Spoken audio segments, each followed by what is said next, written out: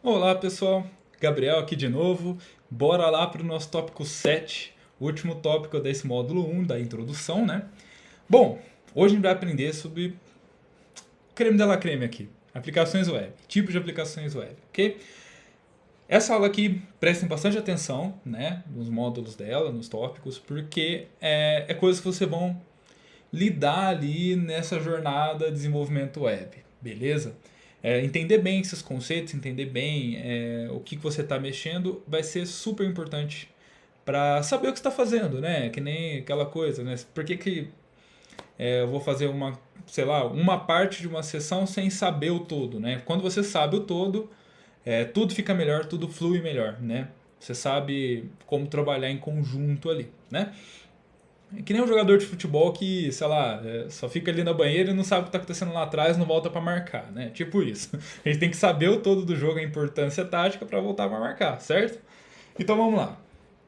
Vamos aqui então começar nosso tópico 7. Mas beleza. O que é uma web page? A gente vai falar muito de página, né? Páginas da web, página, site, né? Mas vamos lá, vamos separar isso, destrinçar esse conceito, né? A gente sempre fala site para tudo, tá? Mas tem ali pequenas variações ali, né? Uma web page é um documento individual que pode ser visualizado online, tá? Ela é só uma página que pode ter texto, imagem, vídeo, né? Um formulário, ou pode não ter nada, né? Só qualquer coisa que seja um código ali, né? Em geral HTML, né? Que a gente vai falar depois, qualquer coisa que eu possa acessar na rede, né? E só é uma página apenas, né? Mas se eu tenho um website, né? Um site, ele é um conjunto de páginas, né? É como se fosse uma página e o livro, né? Uma página é só uma folha, né? E o website é um conjunto de páginas, né? A gente fala o Wikipedia é um website, mas um artigo do Wikipedia é uma webpage. Tudo bem? Tranquilo, né? Beleza.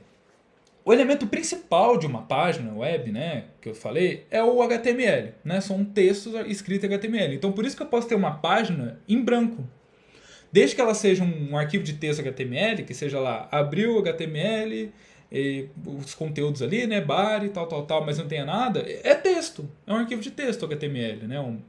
A Hypertext Markup Language, né? É linguagem de marcação de hipertexto.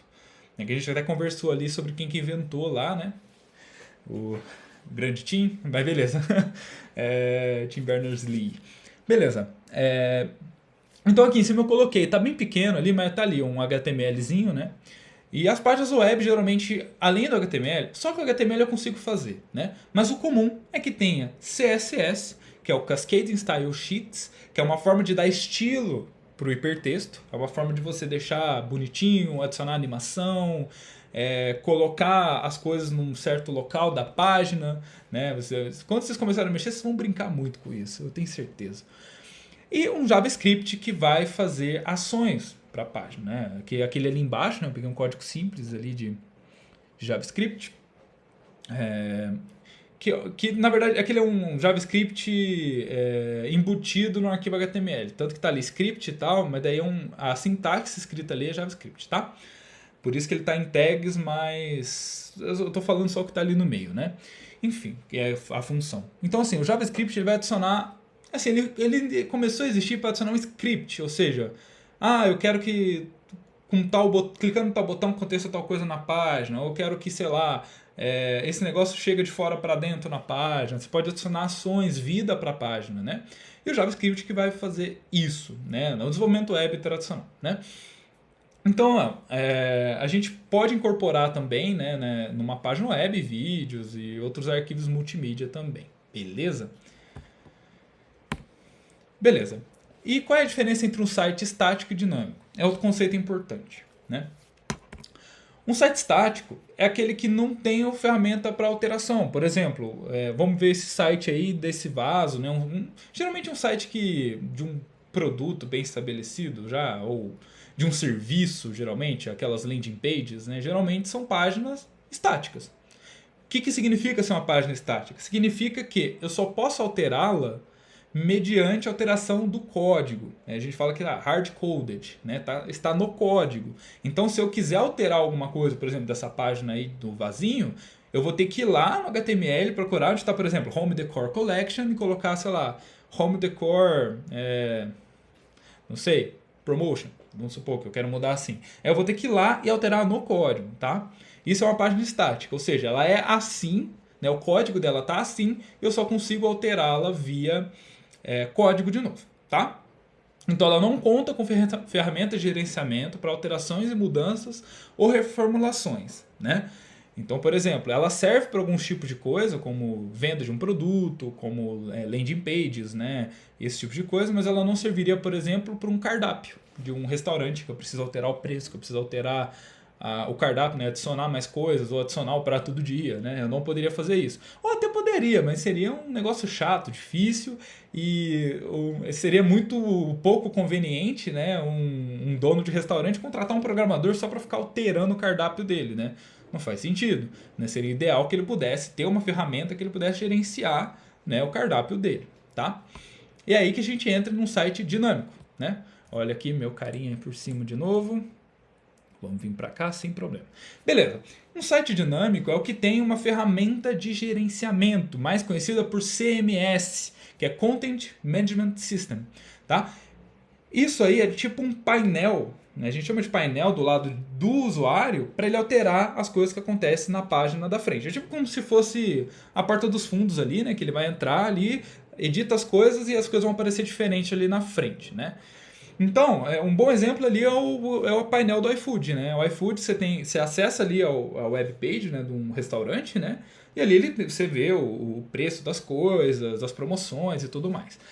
Mas do lado de lá, o dono do restaurante pode alterar esse cardápio, né? Ele pode adicionar refrigerante. Ali, por exemplo, tem um negócio que é pausar vendas, né? Ele pode parar a venda daquilo, e aquilo some imediatamente do front, né? Imediatamente da página, né? Então ele tem um local que ele gerencia o conteúdo do site. Ele pode trocar o nome dos pratos, ele pode trocar a ordem, ele pode trocar a promoção, pode trocar preço e tudo mais, tá?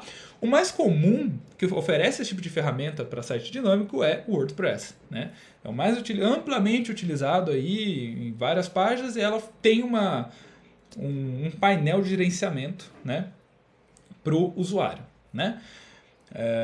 Mas tem várias outras opções. O Wix também seria uma forma disso. Assim, eu não recomendo vocês fazerem um site no Wix, pelo amor de Deus. Vocês estão aprendendo a desenvolver aqui, né, gente? Fala sério comigo.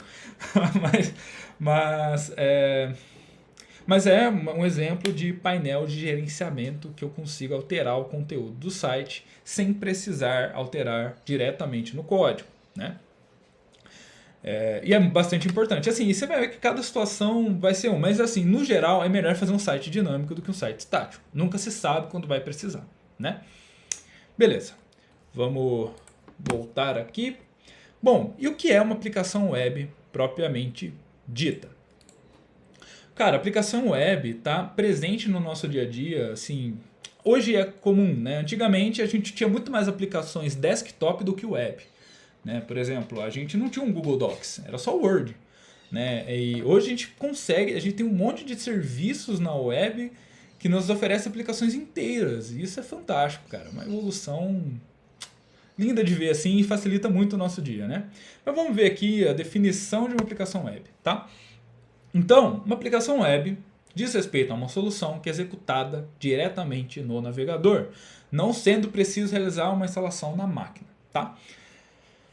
E a gente pode usar como definição tudo aquilo que é processado em um servidor terceiro, tá? A gente não precisa de uma máquina muito potente para rodar, por exemplo, apesar que é difícil, uma máquina roda o Word, né? Mas vamos supor que o Word fosse um programa pesado, né? Se a gente acessar o Google Docs, o peso, né, da aplicação está do lado de lá, não está do lado de cá, né? Aqui o único peso é o navegador e a conexão, né, via internet para aquele lugar. Aí lá que está tendo um processamento pesado. Por isso que jogos em nuvem, por exemplo, vai se tornar uma coisa, né? A gente não precisa de uma máquina ultra potente para rodar um jogo ultra potente. A gente paga um serviço em nuvem e o computador ultrapotente de lá que roda o jogo pra gente. A gente só joga daqui, né? Isso vai virar uma coisa ainda. Por enquanto tá mais ou menos. Mas beleza. Um grande exemplo disso são as plataformas de e-commerce, né? Os apps do Google, como o Docs, o Meets, né? E as redes sociais, né? Que são aplicações inteiras, né? Que fazem uma miríade de coisas, né? e você só precisa de uma conexão. Você não está rodando pesado da coisa do seu lado, está rodando de lá, tá? Essa é a ideia da aplicação web e isso é o que vocês vão fazer, né? Então, falando isso, como se desenvolve aplicações web, né? Geralmente, aplicações web a gente separa algumas partes. Eu vou falar de duas aqui, que é o front-end e back-end, os famosos, né? Todo mundo fala, sou desenvolvedor front, back, sou full stack, né? E tem também o full cycle, que também faz o DevOps, né? Mas eu não vou falar do DevOps. Eu vou mencionar, tá? Mas só para vocês terem uma noção completinha do que se trata esse universo de desenvolvimento de aplicações web, beleza?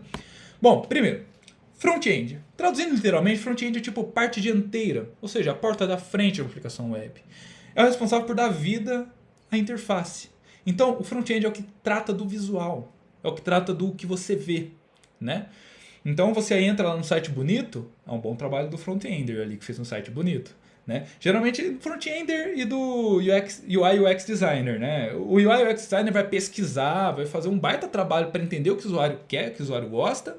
Ele vai desenhar a tela e o front-ender vai codar a tela. Vai pegar aquela linguagem de design, né, vai transformar em código, né, com alguma linguagem, HTML, CSS, JavaScript, ou Flutter, ou Swift, ou XML. XML é outro tipo de markup language, né, por isso que é o ML ali também, tá? São formas da gente criar páginas, da gente usar código para representar recursos visuais, né, e colocar esses recursos visuais onde eles devem estar e comportar da forma que devem comportar. Beleza? E aqui. Opa, olha aqui de novo, hein? Esse slide meu tá ficando mal planejado. Tô tentando trocar demais aqui meu carinha. Meu carinha, minha câmera. Vamos lá. Esse aqui é um exemplo de um código simples de front-end, né? Esse aqui é um documento HTML, né? Vocês vão ver direitinho depois, mas HTML funciona com tags, né? Eu tenho a tag de abertura e a tag de fechamento que tem uma barrinha ali, né? Então, tipo, onde eu abro, onde eu fecho. Por exemplo, HTML abre lá no começo e fecha lá no final, né? Então, esse HTML é só para indicar, olha, navegador, eu sou um documento HTML. É só isso, ele só está falando isso. Esse é meu tipo, eu sou um HTML.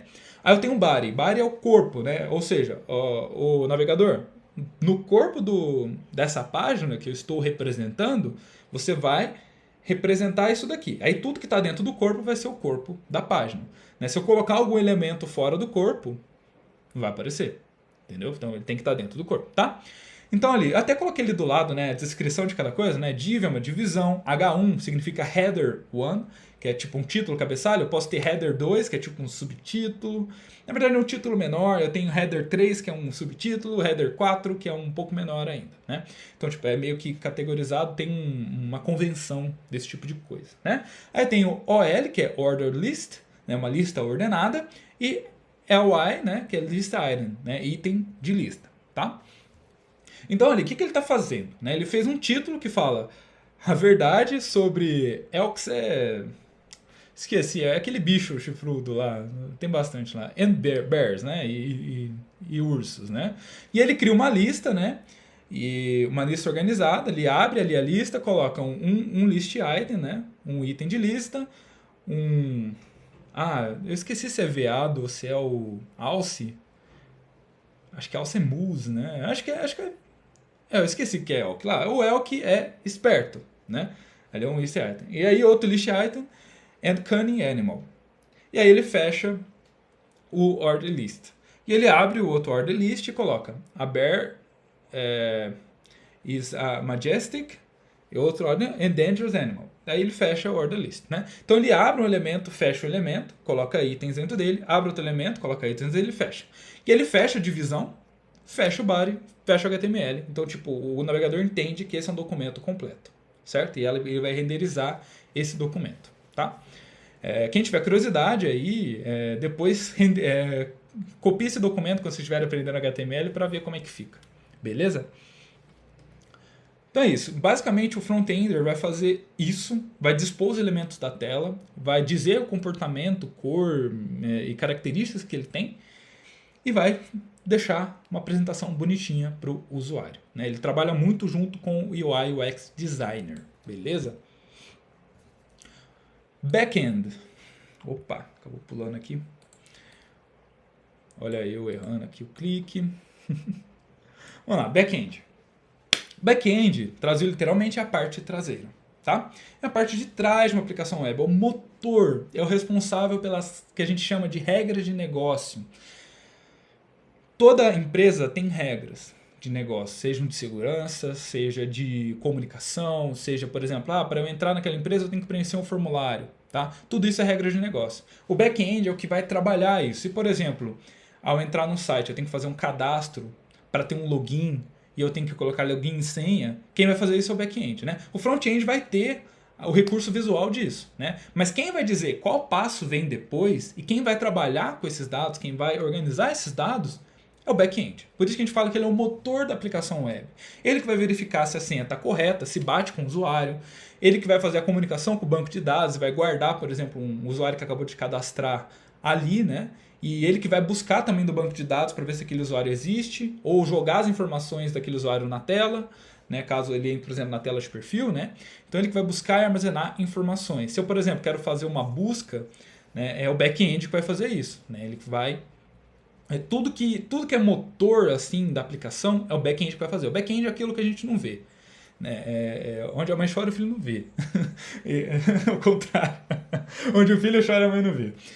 Então, a gente só vê o front-end, né? Vê funcionando ali e tal. Mas quem está ali por trás fazendo as operações para que tudo apareça bonitinho no front-end é o back-end, tá? E quando a gente fala de back-end, a gente trabalha com linguagens como Go, Clojure, o C#, PHP, Java, Python, Ruby e um monte. Tá? Tem muita opção para mexer com back-end, assim como tem com front. Tá? Eu posso, assim, e se você pintou a dúvida aí, se eu usar o front JavaScript lá, né, HTML, se usar JavaScript, eu posso usar qualquer uma dessas linguagens? Pode. Eu tenho um front em, sei lá, em Swift, eu posso usar qualquer uma dessas linguagens no back? Pode. Não tem realmente restrição de como você vai usar, porque existe um padrão, que eu vou falar daqui a pouco, sobre como a gente faz a integração entre back-end e front-end. Tá? Vamos lá. Então, um código simples de back-end se parece com isso daqui. Tá? Isso aqui é um TypeScript. Tá? O TypeScript ele é uma variação do JavaScript melhorada, vamos dizer assim. Que o JavaScript ele é ótimo porque ele tem um desempenho absurdamente rápido e ele é muito, muito versátil. Né? Só que o JavaScript para fazer back-end dá para fazer, tá? Existe o Node.js, né? Que é um framework que a gente usa o JavaScript para fazer back-end. Só que como ele não tem tipagem forte, acho que vocês vão aprender isso nos próximos módulos, ele fica meio suscetível a muitos erros. Aí criaram o TypeScript, que é um JavaScript com tipagem forte. Que é uma maravilha, gente. É a sintaxe gostosa do JavaScript com um tipo que deixa tudo muito claro e facilita muito na hora de desenvolver, tá? Então, basicamente, o que esse código está fazendo, ele parece que é algum tipo de jogo, né? Que eu tenho um jogador selecionado ali, né? Não sei se está falando de um personagem, ou tipo, se por exemplo, tem eu e meu irmão jogando, e aí cada um vai selecionar um personagem, cada hora vai ser um jogador, né? Não sei se está falando de mim ou do jogo, mas indiferente, né? Então o que ele está fazendo aqui? Repara que em cima tem um post, né? E está ali /current, né? Então assim, post, vocês vão aprender depois em APIs REST, é um método em que eu mando informações para aquela API, né? E aí aquela API vai comunicar com o banco de dados e armazenar aquela informação, tá? Então assim, basicamente eu estou mandando informação para esse /current, ou seja, estou mandando qual jogador é selecionado, qual está correntemente selecionado, né? Atualmente selecionado, tá?